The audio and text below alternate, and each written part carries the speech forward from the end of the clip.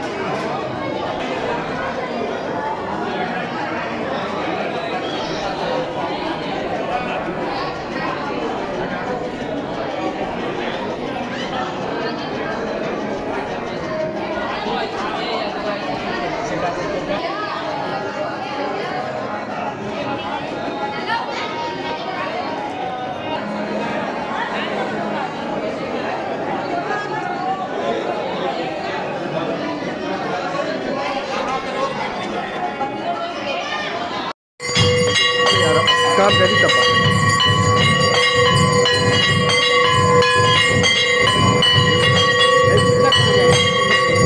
माता जी पीछे रहिएगा।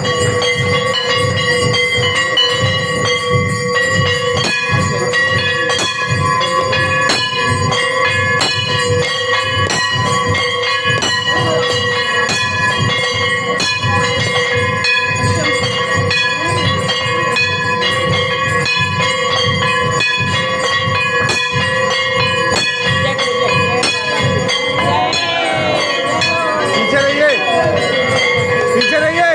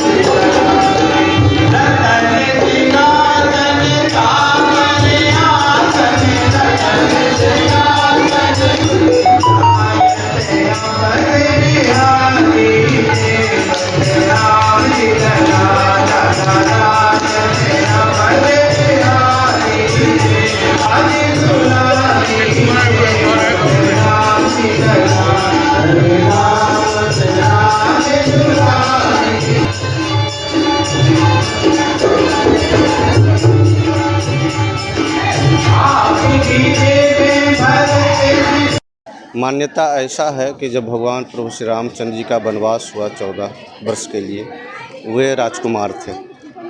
विभिन्न प्रकार के भोजन किया करते थे राजमहल में।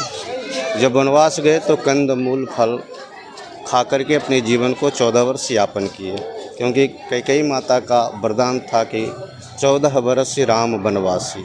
14 वर्ष यदि जीवन बिताना है तो वनवासी के रूप में, सन्यासी के रूप में बिताना। और सन्यासियों का जीवन अत्यंत ही उदासीन होता है। और जंगल में रहना था तो जंगल में तो राग भोग मिलता नहीं है, तो वो कंदमूल खा करके जीवन यापन किए। ये शूल अयोध्या वासियों को सदैव चिंता लगा रहा। जब प्रभु रामचंद्र जी रावण पर विजय प्राप्त करके, लंका पर विजय प्राप्त करके अयोध्या जब आए, तो अयोध्यावासी अपने प्रेम रूपी, उसको प्रेम कहिए, प्रेम और श्रद्धा रूपी भोजन उन्होंने अपने रसोई घर में बना बना करके ठाकुर जी के राजमहल में पहुंचाए, और भगवान ने सभी को प्रेम पूर्वक उस भोजन को ग्रहण किए। तब से वो परंपरा आज तक चली आ रही है। हम लोग अन्नकूट में भगवान के 56 प्रकार के भोग, इस समय तो अनेकों प्रकार हो जाता है, लेकिन उस समय 56 प्रकार के अयोध्यावासियों ने भोग लगा, तो इसलिए उन्होंने तब से ये परंपरा चालू। आज सभी श्रद्धालु जितने भी परंपरा के शिष्य हैं, चाहे अयोध्या के और भी जो भी लोग हैं, वो सब आ रहे हैं, प्रसाद ग्रहण करके जा रहे हैं।